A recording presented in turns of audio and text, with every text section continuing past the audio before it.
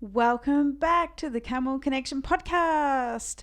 Today we have a treat for you. We had the pleasure of interviewing Miriam Lancewood, author of Woman in the Wilderness. We wanted to interview Miriam about her wilderness adventures, I should say, because we know that some of you listening have brought camels for the idea of living more freely, whether that be full-time, part-time, or casually. We know that some of you love the idea of trekking with your camels to remote places, far away from anything. They carry all your gear and supplies. I mean, what's not to love about that? Not to mention that a large number of you who are listening are wild about being in the wild and have experienced firsthand with us being out in the wilderness on one of our remote camel treks. I have just personally finished her amazing book about her 8 years so far living out in the wilderness with her partner Peter. They live out in the wilderness together. They have no phones. They have no work to attend. They have some savings to help buy food every few months. They have their own two legs, obviously, their backpacks, and a heart that is wide open to what the wilderness can teach. This is their way of life, and it hasn't. But, it hasn't always been this way for them. Miriam was actually born and raised in the Netherlands. She completed her bachelor degree of physical education and worked for a year in Zimbabwe, and then travelled to India where she met her now husband, Peter.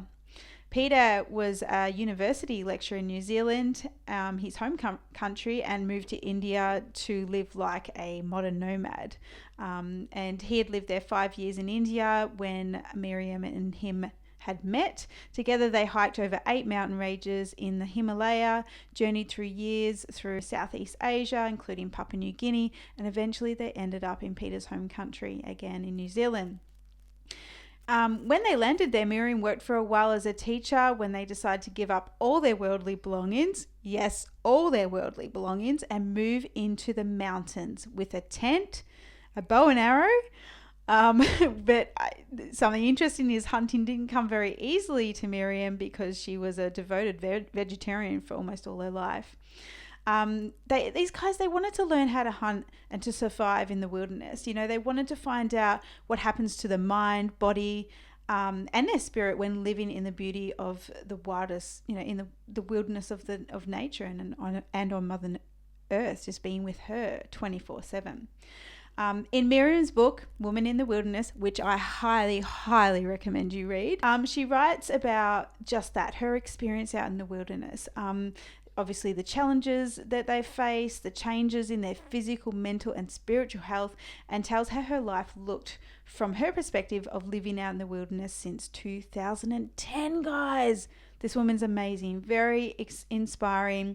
You just have to tune in and listen to the entire interview, a little bit longer than most interviews we do, but we just couldn't get enough of herness. She's actually a really amazing energy to be around too.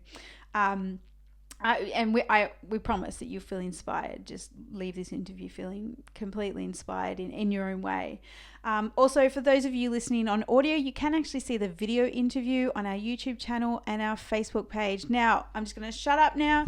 We're going to get right into this interview. You just don't want to miss it. Very important.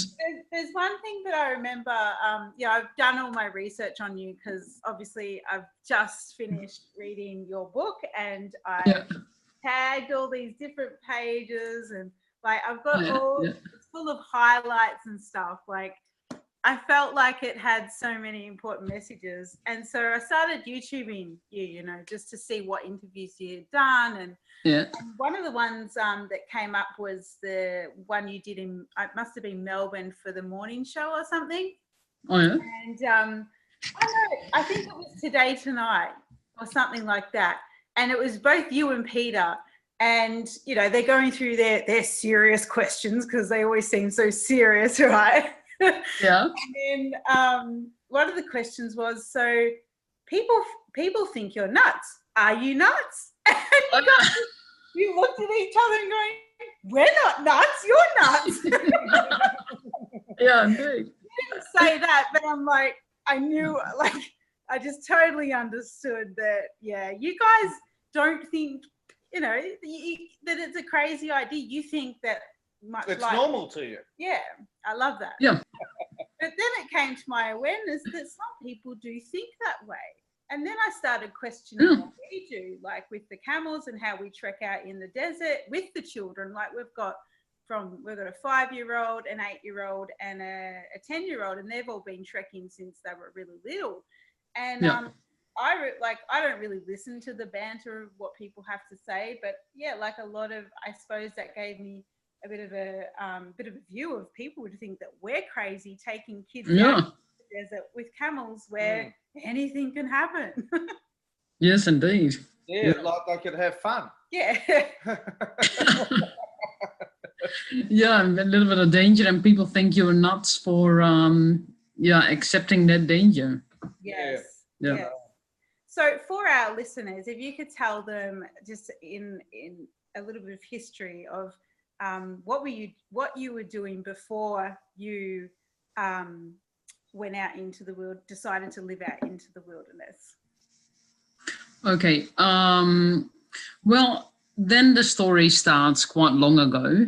I studied physical education in Holland, and directly after finish of my study, I just turned 21 at the time.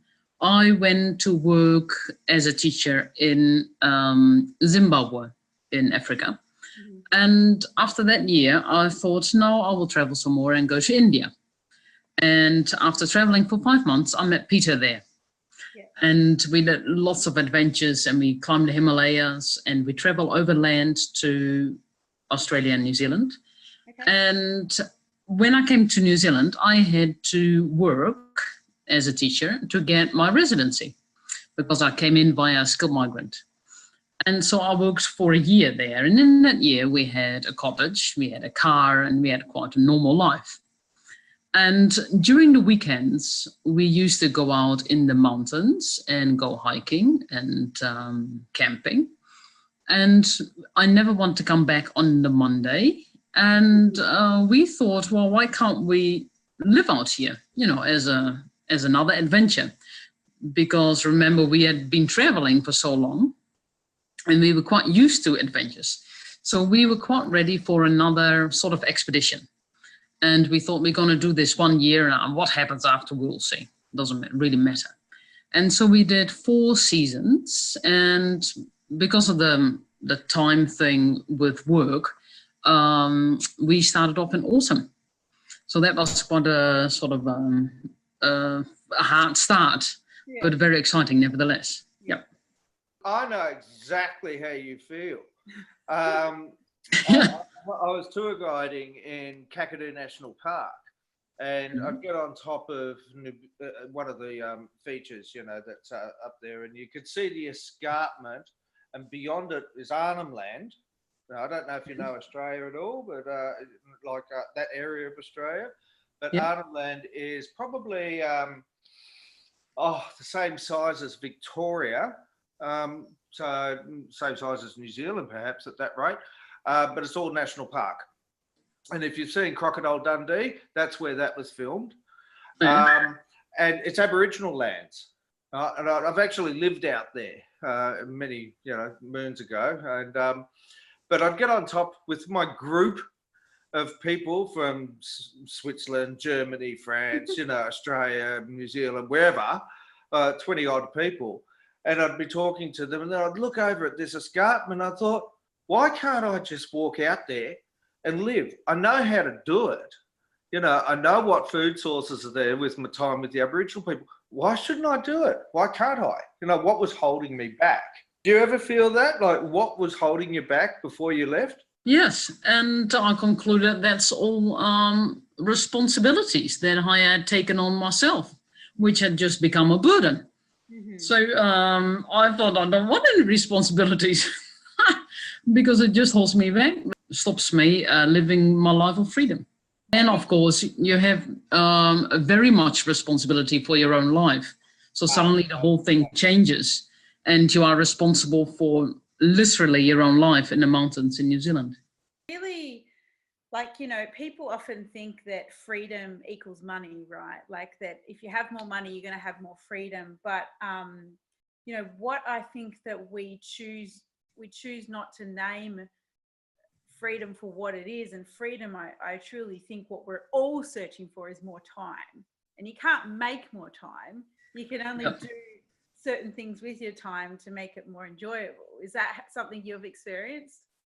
Yes, definitely. Yeah, people say, if only I had a little bit more money, then I would also do what I want to do. Yeah. But it's hardly related to money. Well, a little bit. You have to have some money for sure. Yes. Because you have to buy some food.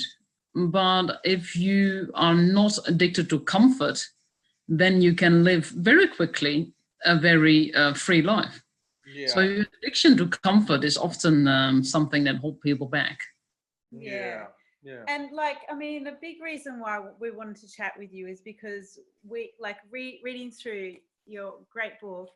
I just I'm the reader in the house, so I read books and I translate it to Russell. I give it to him in so he doesn't read the books.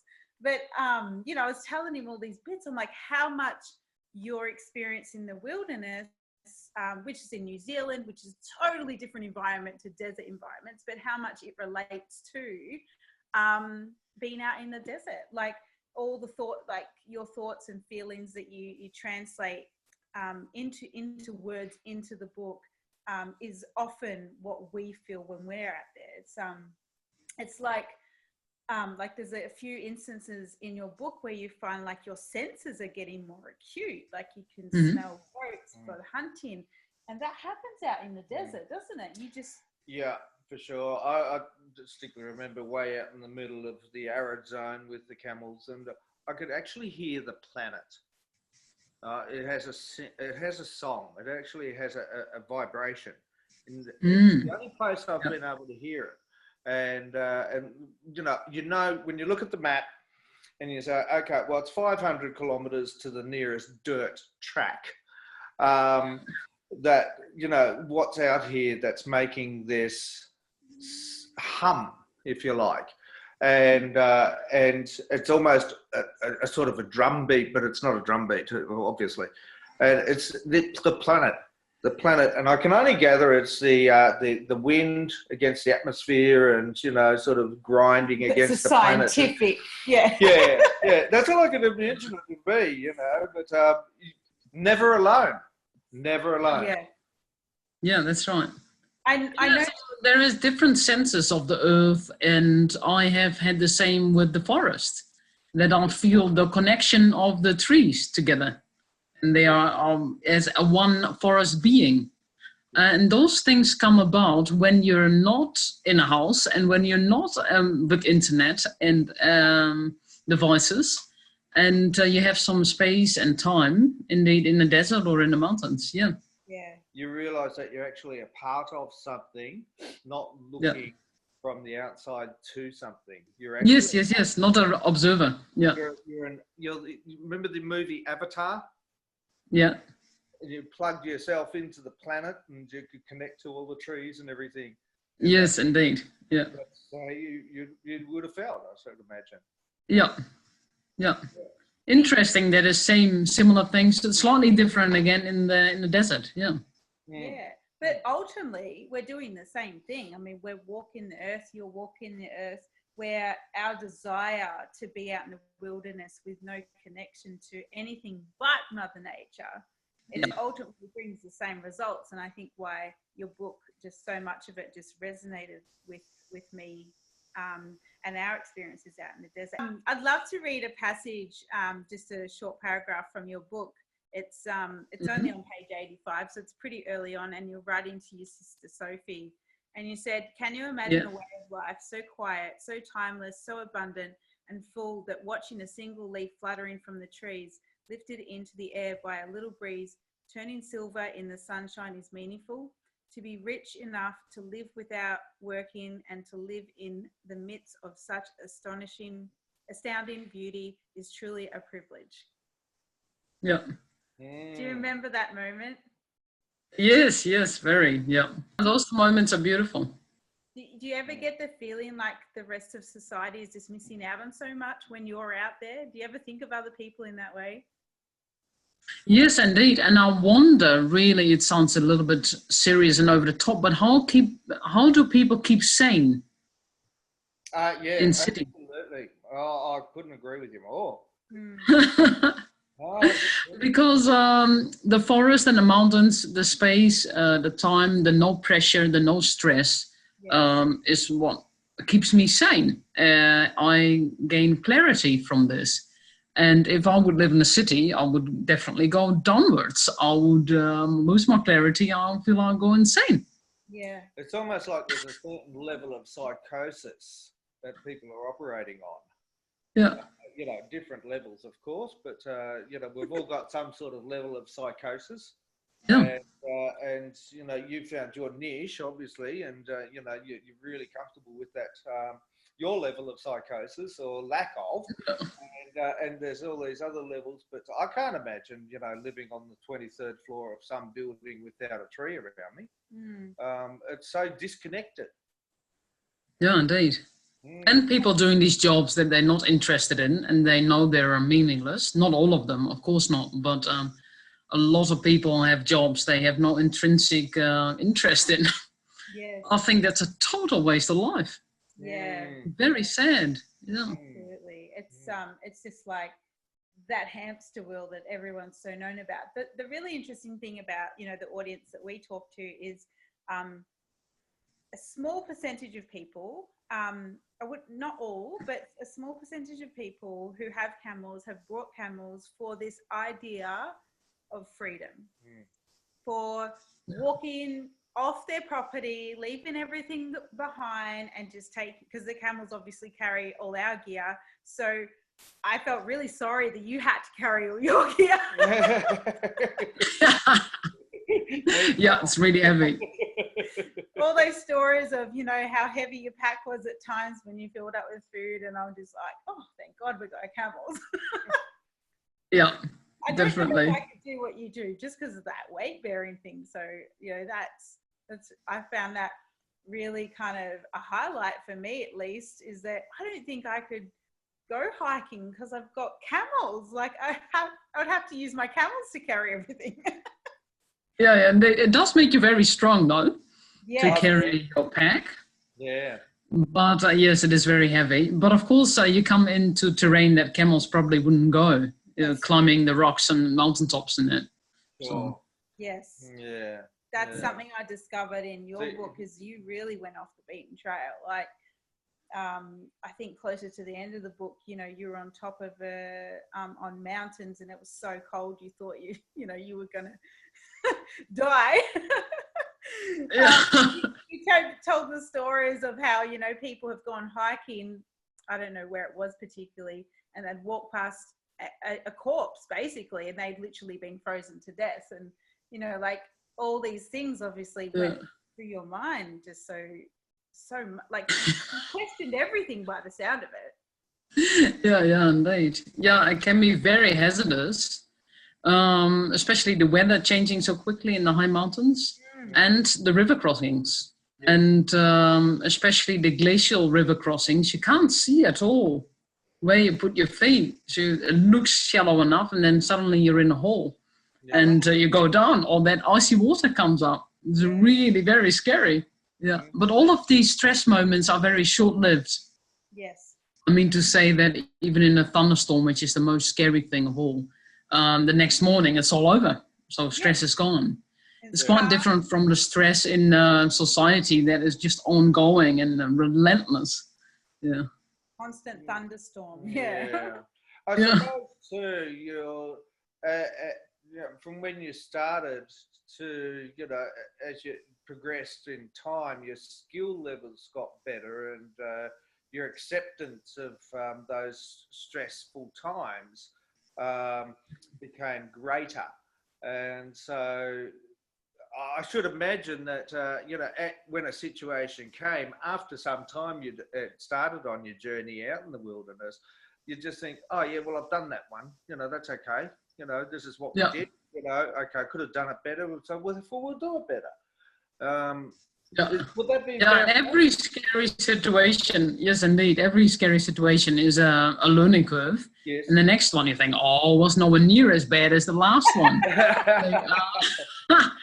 And so you improve automatically. Yeah, you will have the same with the sandstorms or whatnot in the desert. Yeah. Yeah. And even even out in the desert, like making mistakes with camels, you know, one might be loose, or you know, anything can happen in the wilderness. Like it's just you can't predict anything really. You just got to let nature take its course. But it's just like that failure is feedback. Like, oh well, next time I know I could do X, Y, Z better. And it's just, it reminds me of, you know, the caveman days, how we had to learn by our mistakes. Mistakes are so phase, like, oh, you can't make a mistake. You can't fail at that because it's going to be the end of your career or whatever.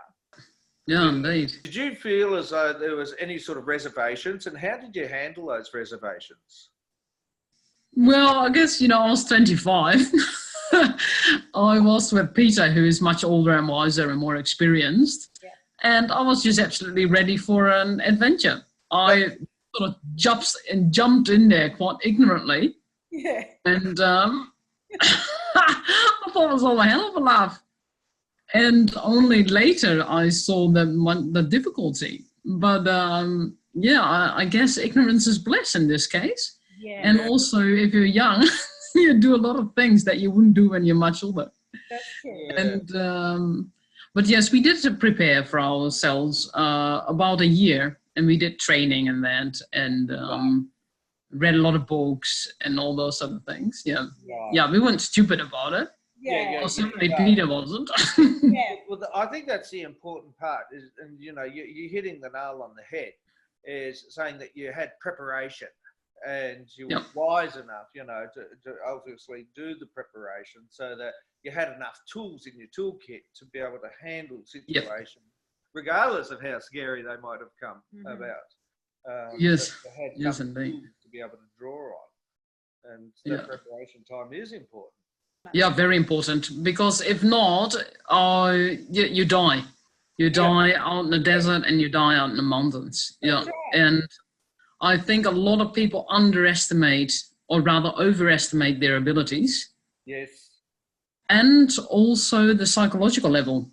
Yes. So it is really strange, and you might have experienced that as well, that if you're very far away from civilization, the normalcy, the normal rationality is a little bit tricky, you know. Sometimes your mind goes off the rails quite easily. And this is quite shocking and interesting at the same time. But if people set off by themselves in the mountains, they might get lost, they might panic, and they die. You know, it goes so easily. Whereas they would be quite rational in the city and among other people. Yeah. In that environment. That reminds me of that movie and the book. I've read both. Into the Wild. It was a young boy that young man that set out into the wild, and everything was fine until he literally spent a whole winter by himself out in Alaska. And his fatal mistake was that he ate a poisonous berry that looked like a berry that was actually safe to eat, and he died. Yeah, wild potato, I believe. Yeah, indeed, quite an innocent mistake. Yes. And he even looks in the guidebook for it. Yes. Yeah. That can be so unlucky, just unlucky. Yeah. So I think, you know, I'm thinking in a sense for the people that will be listening to you, which are mostly camel people. Some people have camels, some don't, but some have bought their camels specifically for this sense of an idea of freedom, that they can go on weekend trips with their camels. They don't have to take vehicles. They can just walk out with their camels carrying their gear. They can go on month-long or year-long, or, you know, some people want to do it forever. They just want to travel around Australia with their camels forever. And we know people who are doing that and have done that. Which I think, I want to speak about the fear that we all experience of doing something that we really want to do, you know, because first we have the idea, okay, we really want to do this. And I'd love to know from you, Miriam, you had this idea, like, I want to do that. What was the fears that came up for you around this possibility of living out in the wilderness? Well, the main fear really is, what if I don't like it? Yeah. I love it. And you'd only find out by doing it. Yeah, indeed. Yeah. So I started practicing archery while we're still living in this cottage in the backyard. Mhm. And then we went out in the wilderness, and I was supposed to be the hunter. And I discovered, well, it was very, very difficult. And because it was so difficult and I never saw any animal, let alone shot one, I didn't like it anymore. Then I thought, oh, shit, this goes completely against our idea that we would live in the wilderness of the land. And so the most disastrous thing is that you don't like it for whatever reason, right?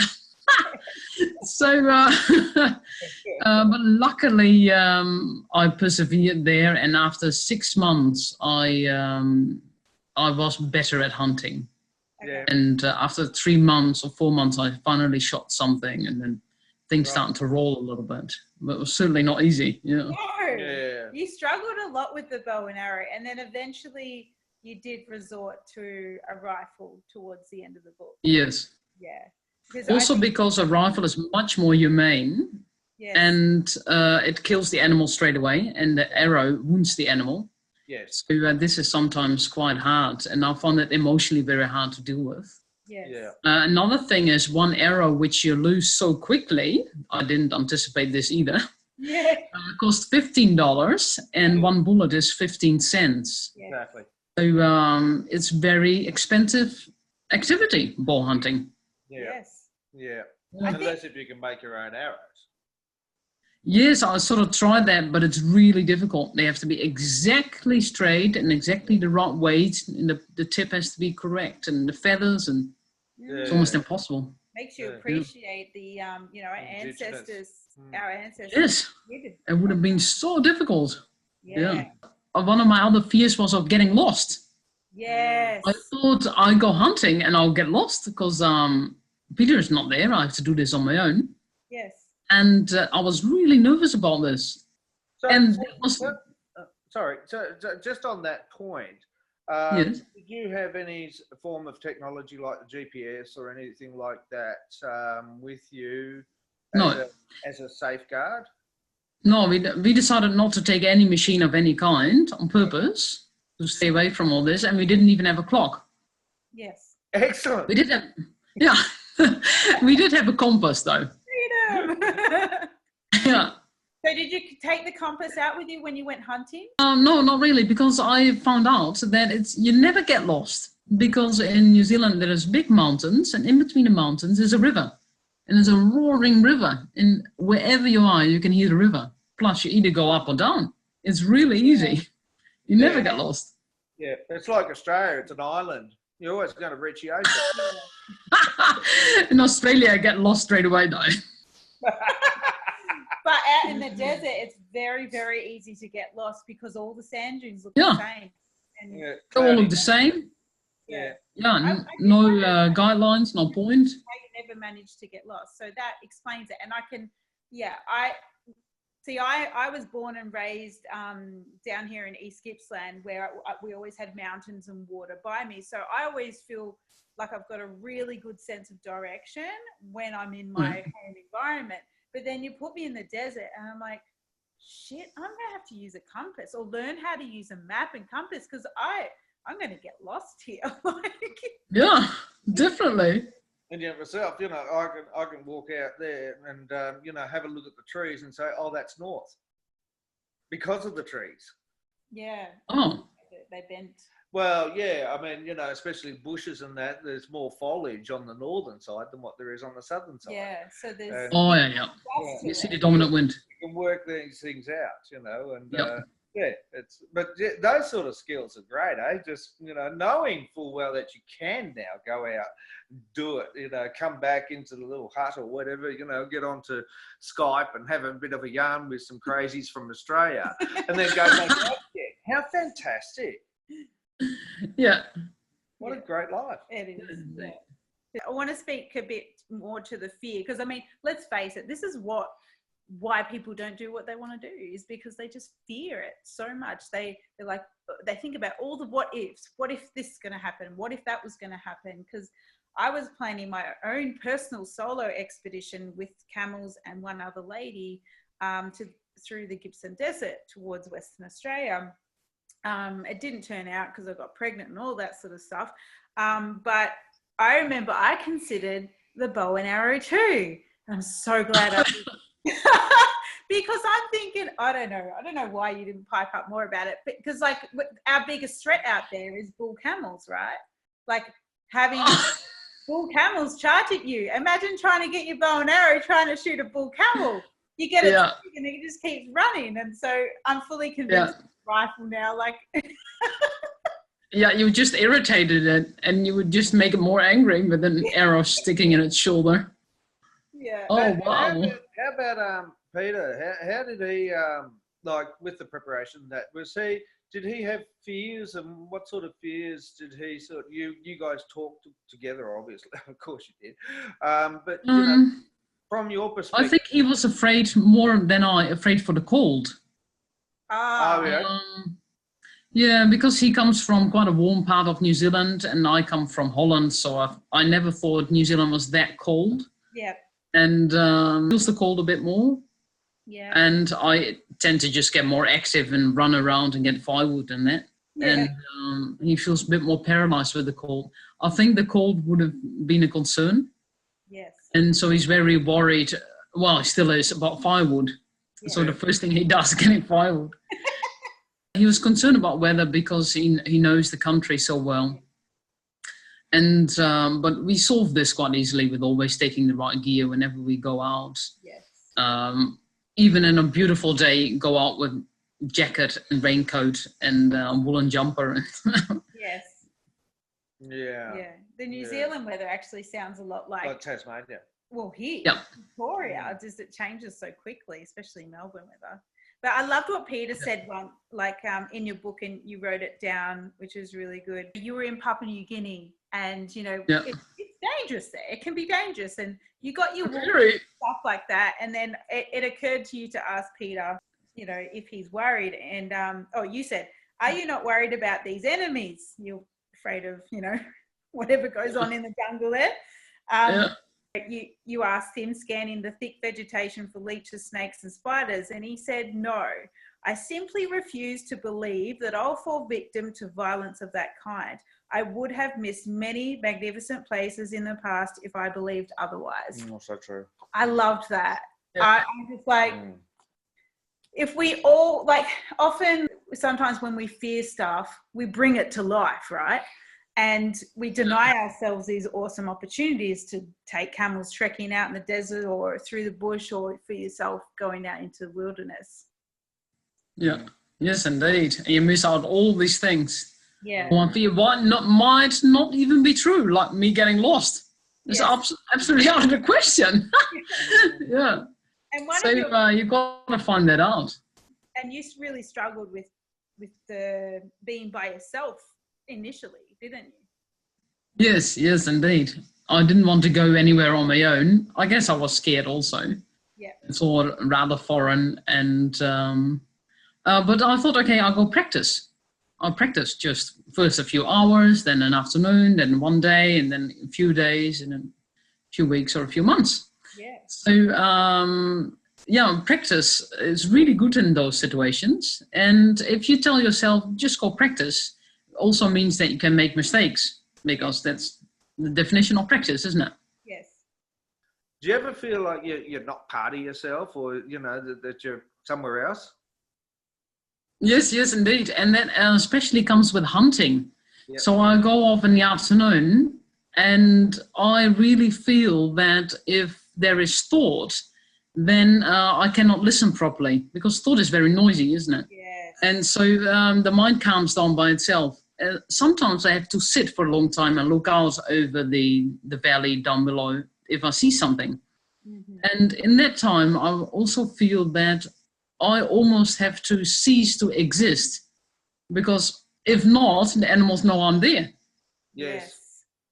Yeah, it's like the ultimate hiding in a way. So those sort of things force me, this practice of hunting forces me to experience exactly what you just described.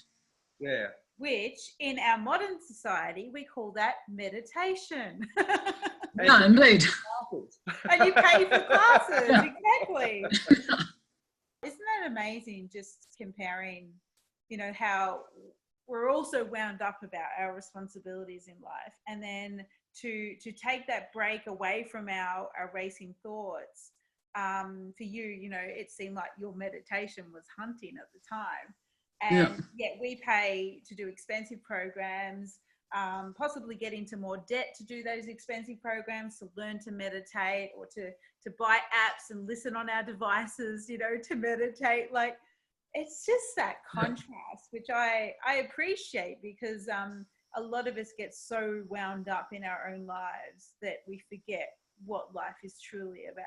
I think we're all searching for something in many ways, and so a lot of people go for these meditation courses, and they have to have the app, or they have to have the device, or they've got to have the music, or they've got to have the flowers or the scents or whatever. Always looking for something external, when really the answer's inside. Internal, yeah. I think everyone is seeking, when they're not so important, if only the self is not so important, but this is sort of contradictory. But out there in the mountains, I find that the scenery is so big, and you will have the same in the desert. The desert is so big that you yourself are really very small. And so your problems and your whatever goes on in your mind is even smaller, or actually dissolves. Yes. And so that is what people are looking for, to empty their mind a little bit. Yeah. Because you get clarity back in return. That is so true. Like, we get the amazing opportunities because we don't sleep in tents when we're out in the desert. We don't need to, because it very rarely rains. We sleep on bedrolls, like swags, Australian swags. So we get to see, the whole night sky above us. And then, like, I remember we've had many conversations, and we just think, God, we're so insignificant, aren't we? Like, in a really positive way. Like, we're so insignificant in this world. You just start thinking and questioning everything when you've got that space in your mind to do it. And so you're questioning external things, not endless what your friend said 10 years ago. Yes, perfect. Oh, I love that. Oh, this is so good. Let me find another great passage, because I really want people to buy your book, which I think you can get it pretty much from everywhere. I think I got mine from Book Depository, but I'm sure it'll be on Amazon and all those lovely places. I loved how you started to mention food, eating food, and about body image. You were with a friend in the city.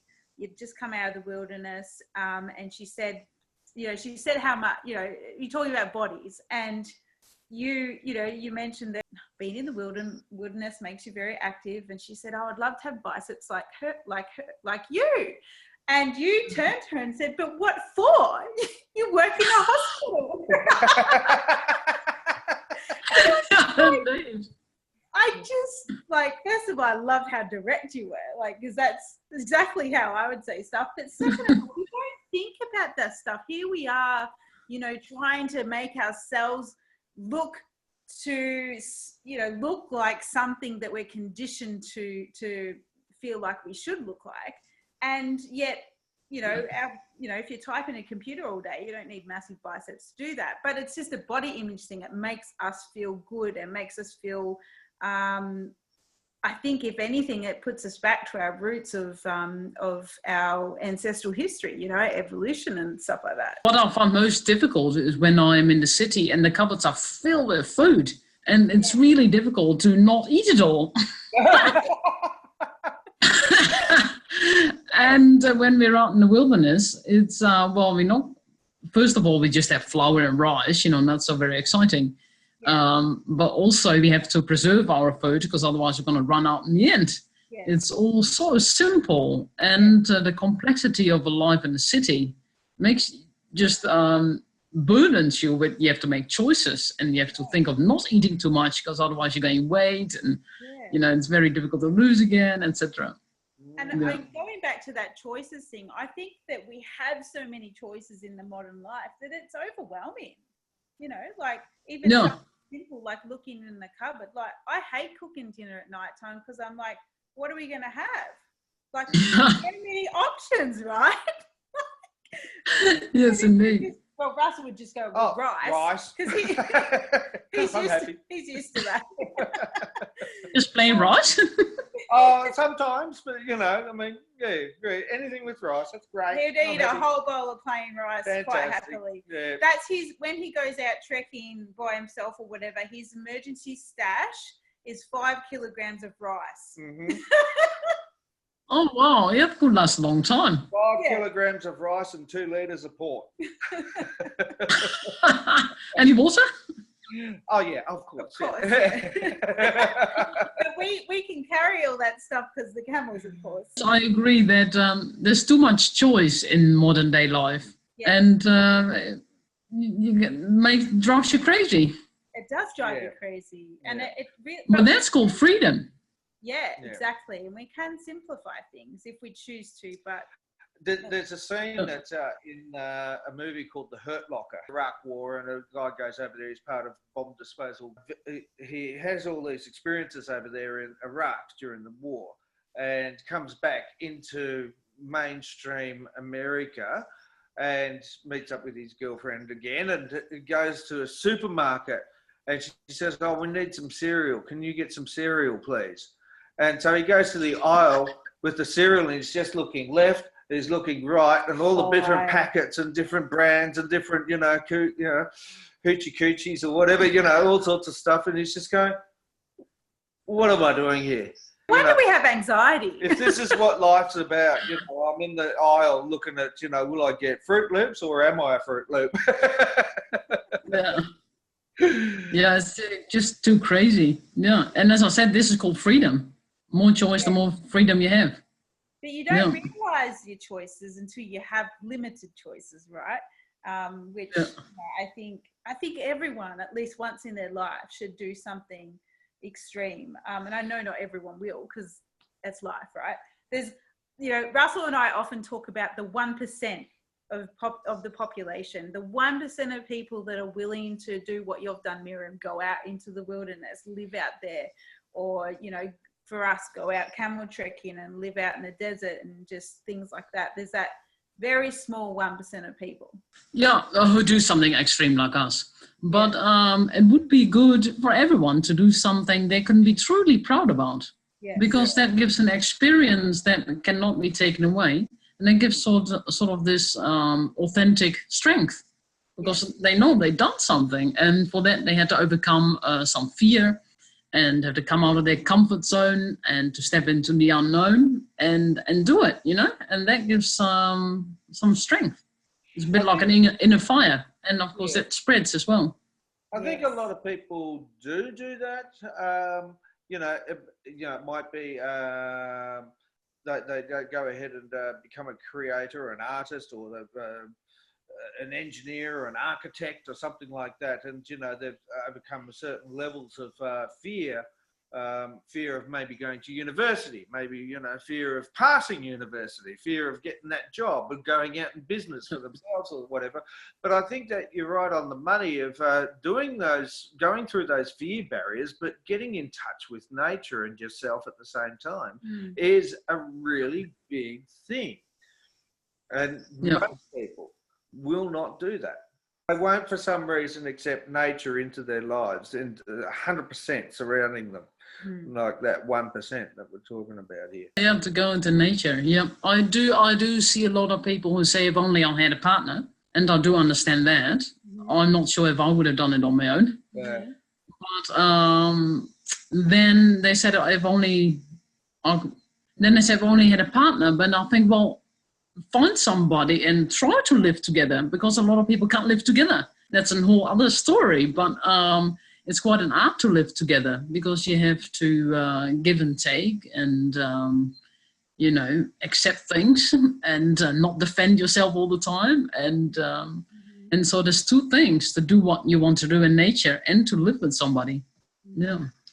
That's something that I find, like, because Russell and I work together, we live together, we have children together, we do everything together pretty much. Pretty much. And then people just say, how can you work together as husband and wife? And we're just like, we like each other. we like each other. It's not always easy, but we like each other, you know. And when we hate each other, we're very clear about it. Yeah. Yeah, indeed. And I see a lot of people struggle with that, to live with somebody 24/7. Yeah. Yeah. And for a lot of adventures, you need to do it together. So that's the obstacle number one. I think it's the biggest self-development for yourself if you're living with somebody and learning to get along 24/7. I mean, we're pretty much with each other 24/7 because we live, work, and breathe, and we do things together. But the other point is that, I mean, I've chosen you, you know, for my life partner or whatever. I mean, because I chose, why would I want to go out and spend a third of my life away from her? Yeah. Yeah, you see? Yeah, indeed. Because a lot of people can't live with their partner. Yeah. Yeah. Yeah. I mean, I do enjoy other also, they have a different job, or, you know, their life are totally separate anyway. Yeah. But yeah, they don't see so much of their partner or their children. Yeah. I wonder we're fairly disconnected society in many ways. Mm. Yes, indeed. Because of all this relationship, it's like a mirror, isn't it? Yes. So you learn a lot about yourself. Yeah, absolutely. I would love to find out from you, people must call you brave, right? They must think it sometimes, because what I do requires some courage. Yes, and sometimes I am afraid and I have to overcome that. So then I have to show some courage. And that is in a way bravery, isn't it? But what I fear is totally different from what people might think. Yes. That I'm afraid of, you know, the simplest things. Yes. I was going into the sea here and a lot of people swim. And yet I am really quite afraid for stingrays. Yeah. So I think if other people can do it, surely I can walk in here. Yeah. So, then I find myself quite brave. I'm afraid of sharks. I don't swim in the ocean. I'm like, I have panic attacks in the ocean. I'm like, this ain't my territory. No, I would never go near a shark, but there's no sharks here. Oh. There's only stingrays. Oh. But, so I found myself brave, but there are children in there and old people and other women and children and men. So, I guess all of us are brave. In different ways, absolutely. I suppose with a group, your odds are better, aren't they? Yeah. Safety in numbers, yeah. Yeah, that's right. I had to laugh in your book because, like, you didn't talk a lot about the things that went wrong. You know, there was stuff there were little bits that went wrong, but I had to laugh towards the end of your book. Is the most dangerous thing that you seem to come into contact with was a Jack Russell dog. And it was biting your ankles. And no one even noticed. It was really dangerous. The whole book, that's the only time that you've mentioned that something has hurt you physically. Yeah, indeed. I'm a little bit scared of dogs to start with, but I mean, these dogs are bred up to bite cattle in their Achilles. I mean, this is serious stuff. But those sort of funny things are amusing. Luckily, they last a short time. Yes, and I loved how in your book that the shortest chapter, because there were amazing chapters, and you put them in seasons, which I loved as well. The shortest chapter was on civilization when you went back to one of the cities. Tell us, like, out of that short trip back to the city, did it make you more excited to get back out there again? Like, obviously you have to come back every now and then to do whatever you need to do. So we're more excited to go back in the wilderness, you mean? Yeah, it's an absolute necessity because after a week we're sleep deprived. Yes. So we feel absolutely tired and exhausted. Yes. And then the first night and sleep again, 7:00 back in bed. And I think, wow, back in the tent, and what a relief and what a luxury to be able to sleep that early and sleep for 12 hours and feel good again the next day. It's amazing. Sleep deprivation is one of the biggest issues in our world, you know, and people have written books about it and all sorts of crazy stuff like that. Yeah. When we go out trekking and because we do group treks, so like, but this is our last year of doing it. We're not taking people out after this year. We're only going to take ourselves out, which is a big step because we felt like, I suppose, in the process of taking others out, we loved it and we could give other people that opportunity, but we were working. We couldn't get in contact with ourselves. So yeah, big difference. But a lot of customers that have come out trekking have said how amazing their sleep has been. And, you know, people still wear watches and things like that. And, you know, And but, headlamps. and yeah, we still have all that stuff, but there's nothing like, oh yeah, it's 3 o'clock in the afternoon. yeah. Okay, I've probably got about 3.5 hours before, you know, the sun's actually down. So I'll cook dinner now. And by the time that, you know, the sun's going down, I'm in bed. Yeah. Fantastic. Yeah. And people have said how amazing that they've Actually slept going with the rhythm of the planet. of nature. Yeah. Yeah, electricity has done so much damage for civilization because the light keeps our brain awake and we don't sleep so early. But without light, it's very easy to go to sleep. That's Absolutely. true. I was living in one of the Aboriginal communities up in the Kimberley, and the electricity had come on during my time there. And they had electricity in their houses, but they didn't have street lights. Okay, and the government thought, no, this program that would have a normalisation, right? We'll put street lights in this Aboriginal community in the middle of nowhere, all right? And instantly the society had changed. Yeah, that's just street lights. Wow. Stay up and walk around and see everyone and see what's going on, and it was their whole patterns had changed entirely, instantly, and forever. You know, as long as the electricity keeps going. Yeah. No, it's whereas this is promoted as a right, so the kids can do homework at night and all that. You know, that's what you're supposed to give to the Red Cross to get electricity into remote villages. Well, actually, it's the most damaging thing you can do. Yes, thank you for thinking about that. Yes, it is. Yeah. It is. And, you know, even the light that comes off our computers and our phones and stuff like that, that all affects our melatonin levels. It affects our melatonin levels. And scientists have done stuff on this. And a lot of people have said to us, customers coming out on Camel Trek and stuff, had said, this has been the best sleep I've ever had, like ever. I'm just like, wow, that's pretty impressive. And, you know, and in your book, you mentioned how it takes about a week to get back into the rhythm or to get comfortable in your wilderness again. And we find that with a lot of people too. But there's two things that happen. And this is a really good note for anybody who is considering doing their own camel trek, coming out on camel trek, whatever, is that one of the things can happen. So after a week, they realize that their thoughts have settled, right? And then they slowly get into the flow of nature. Or two, the second thing that can happen is they freak out because they've got no thoughts. They don't have a purpose anymore. They're just existing, and they start really having quite big anxiety around this. And, you know, anything can happen from there. You know, they drive themselves crazy, basically.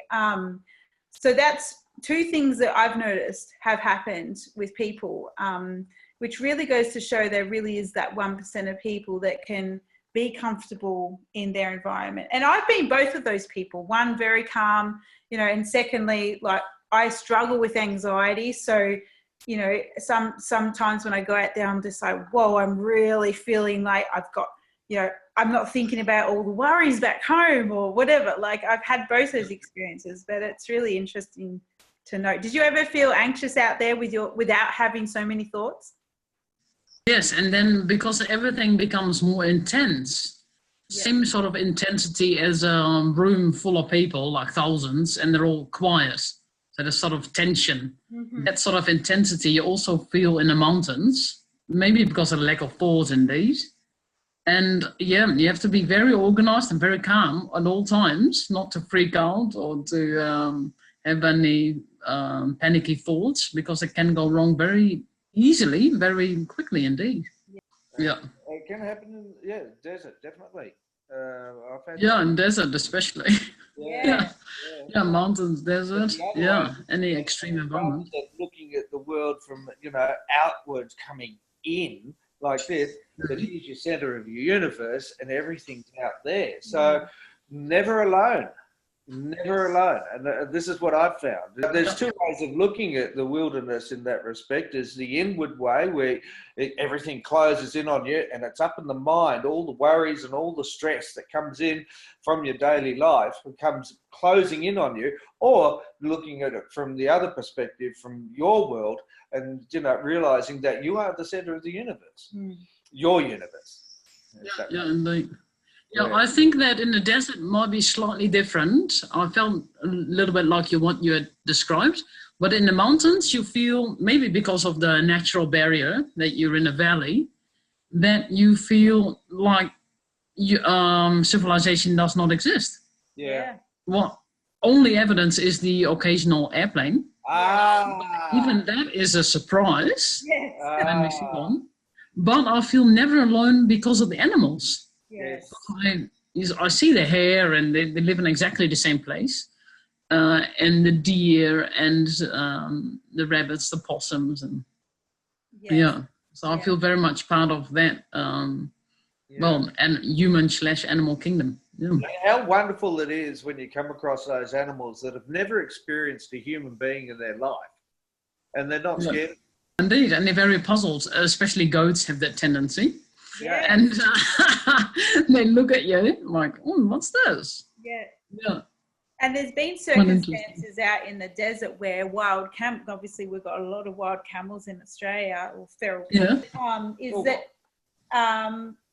Like a wild herd might walk past, and we've had friends that often trek out in the desert, and one camel walked up to them. It was actually a young bull, but he wasn't intimidating them. Walked up to them and their camels, and just like a friendly camel would, a camel that's used to humans, but he had never seen a human, but his curiosity took the better of him, this camel, and they put a rope around him, and they acquired a camel.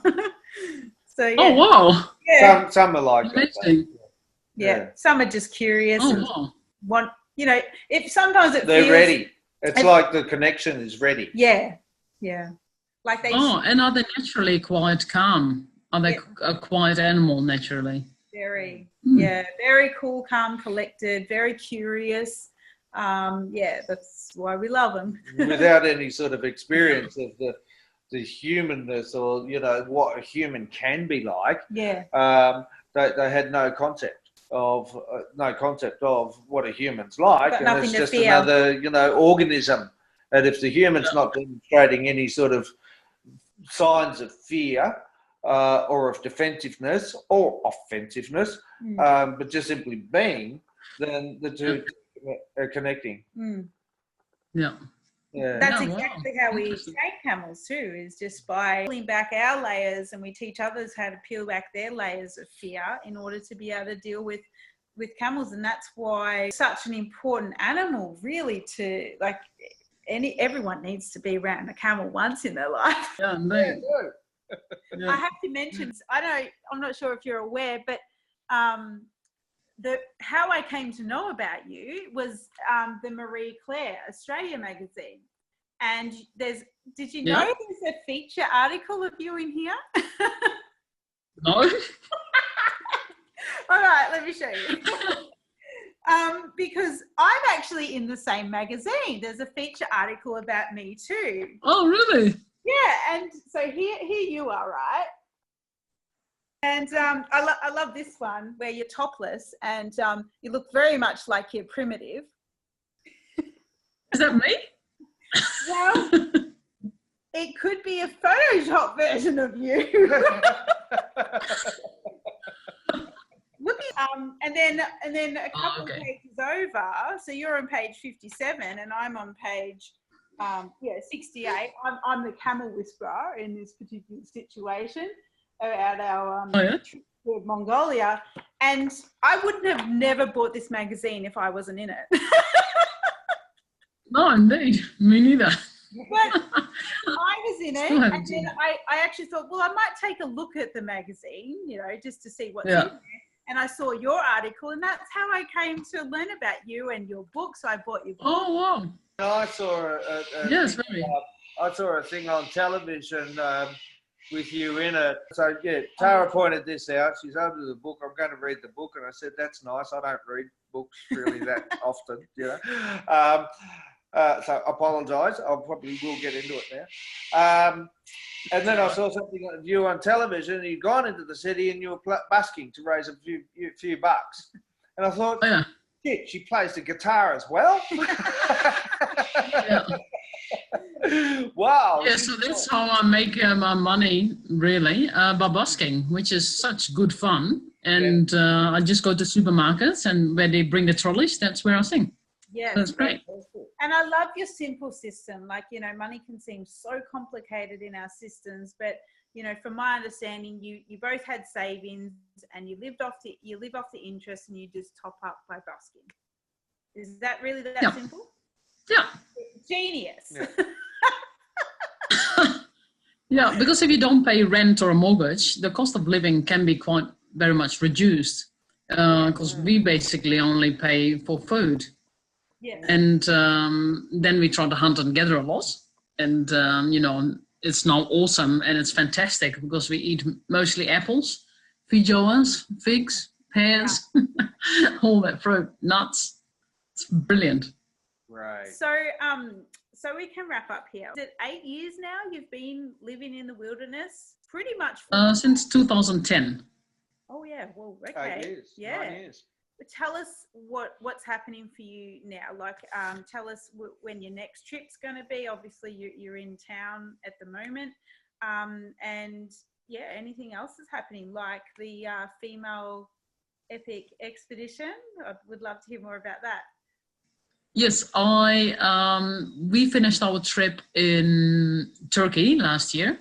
Oh, you went to Turkey? That's another book. That's another book, maybe, yeah. Okay, so after writing this book, because you were still in New Zealand, what happened after that? We went to Europe. Okay. So we had a lot of media attention and television and hundreds of interviews, all very good for the promotion of the book. Yes. And then we went to Europe, and there's a lot of walkways in Europe. And so we walked the E4 walkway from France into Switzerland, into Austria, into Germany. That was 1,000 kilometers. Yep. And then it was already quite cold in September. Yep. And so we took the bus to Bulgaria.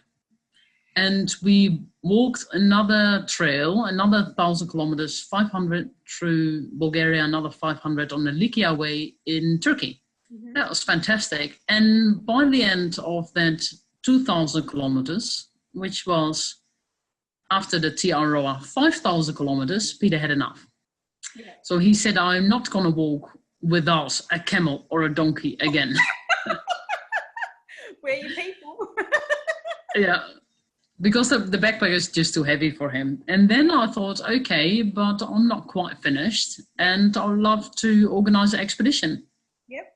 And a female expedition to get women into the wilderness, because there's a lot of women out there, but they all follow the path. Yes. And the popular walkways. Yes. So I wanted to go off trail and 2 or 3 months. And hunting and gathering, really living off the land, really into the wild, and then with women alone. Yeah. So I put out this little YouTube last year, asking for the bravest women in the world. I thought I am high. And women who could hunt. And about 200 women applied, but none of them could hunt. And in the end, I found one great woman, Tamar, with whom you had contact. And we went together because I could hunt for her and she also could learn over the time. Yes. So we survived. We went into the mountains in January, or Christmas actually. 2019. And we survived more than 2 months of living off the land.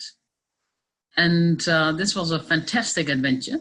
And maybe I will find more women who can actually hunt, who have experience. And I would love to do that again, maybe this summer. Yeah. See, like I watched your YouTube video on the call out, right? And I'm just and like I felt I'm listening to you say all these things about women and like them doing all this and doing like that, and I'm thinking to myself, do they even exist, those type of women? No. Part of the 1%. I mean, I'm experiencing being in the wilderness, but I can't hunt. Like, and some of the things, like, and I can't carry a backpack. Well, I could work up to it, but I got camels for that. And I'm just like, I really love to do this, but I can't. I think I'd be useless. Well, yeah, I thought I aimed high, so that I didn't have hundreds and hundreds of applications. Yeah. But well, they might exist. I don't know. Yeah.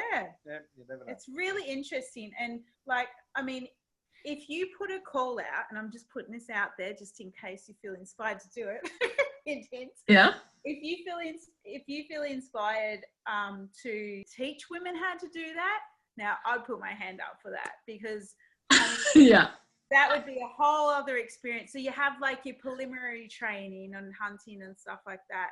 You'd need, I imagine you'd need pretty intuitive women already, like who already have some sort of foundation of survival or possibly just that intuitive sense of their environment. Yeah, because hunting's my biggest downfall. I eat meat, but I don't like killing things to eat it. But I would certainly do that out in the wilderness. Like I wouldn't just shoot an animal in my paddock and eat it, of course. No.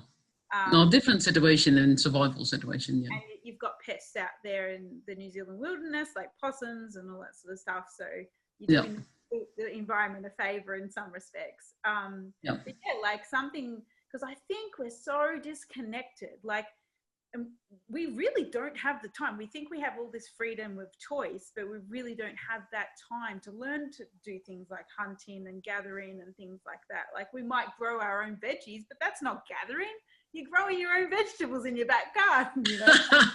Yes, totally different circumstances. So like I really admire you for what you're doing. And obviously, you know, Tamara and us are now connected, and we're planning our own expedition to Mongolia, which is exciting. I suppose I really want to thank you for choosing this lifestyle, because and writing the book, because you didn't go out into the wilderness thinking I'm going to write a book, right? No, never. No, not at all. No, we just wanted to do it from it all. Marketing plan, like I'm going to experience this and then I'm going to write about it. Yeah, I think that would go terribly wrong. Yeah, if it's a setup. Yeah, absolutely. What I see is that it's just really genuine. Yeah. You know, you've gone ahead and done your thing. You've done your thing. You know, there's very few people that can do that in such a way as what you've done. And then, okay, I'll write a book about it, because no, that's not what happened. Do you want to tell everyone the story of what happened? What made you write this book? Oh, the publisher asked me to write it. I thought, write a book? I can't write a book. And then Peter said, well, if you learn how to shoot the bow and arrow, you know, that's a very big task. Surely you can learn how to write. Yeah, and I just kept to my own style and keep it really quite simple. Yeah. And apparently it appeals to people. Yeah. Hence why we've got a copy. Yeah. I love your style of that you only go through open doors. I don't know if people have made up that, because I've heard you in a few interviews and podcast interviews, and you know, a lot that's stuck with a lot of people, that you only go through open doors. But it sounds like a mantra that other people in society are taking on. Like this just seems a part of you, but that, I mean, this book was an open door, so you're like, okay. Yeah. So I don't have ideas that I'm going to work on to make that happen. Yes. I just wait for an opportunity. If someone says, "Oh, come with me," if he says, "Oh, we're going to Fiji in a sailing boat, would you want to come?" So, oh, okay, never thought of it, but yeah. Because if you try to make things happen, it's work. Yes, and it's such a big point, because often we're trying to do things all the time that it builds up so much resistance that there's no chance of it happening because there's so much resistance to, like, we're trying, and this relaxed, this chilled out process of we only go through open doors. It just like, it appeals, and I love that. I think I've really learned a lot about that, just that open doors, because, you know, I'm a trier. You know, I try to make things happen, and but I also know that if you sit back, a lot of effort, a bit, that it can just happen. Yeah, indeed. Because sometimes no door opens at all. So you also have to have the patience to wait. Yes. And, you know, nothing at all happens. But that's also natural. You know, animals in the forest wait until the endless rain stops. Yeah. Just wait. Yeah. Wow, the lessons, hey. We could just talk for hours, but so you got this proposal, a publisher wanted you to write a book, and then you were on a supply run into town. And tell us how you because you don't have mobile phones, you don't have computers. Tell us how you wrote your book. Yeah, indeed. So then the offer came to write a book, which is, according to Peter, very unusual, because a lot of writers have a manuscript and send it to thousands of publishers and no one wants it. So he said, you should do that. And I thought, yes, but we're living in a tent, you know. So first we had to find a place to live with electricity. And so luckily I hitchhiked into town. A woman picked me up and she says, well, what are you doing? So, you know, just for something to say, I explained the situation.